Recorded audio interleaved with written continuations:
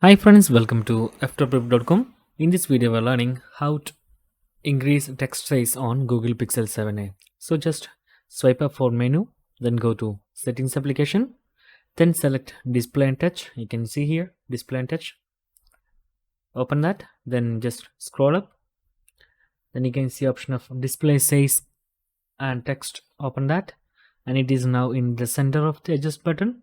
Then you can drag like to right side to increase the size and left side for decrease in size.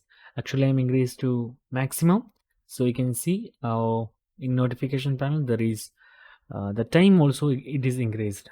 First time I'm seeing that um, after increasing the text size, the notification time and notification panel time is increasing. So it is that a good option, I think. So that's guys, very simple tutorial. And if you need any kind of Android or iPhone tutorial, just comment below. I will post my replies as videos so you can easily watch and understand it. And if you enjoyed this video, please like, comment, share and subscribe our channel for getting more videos like this. Thank you so much for watching. Have a nice day. Bye bye.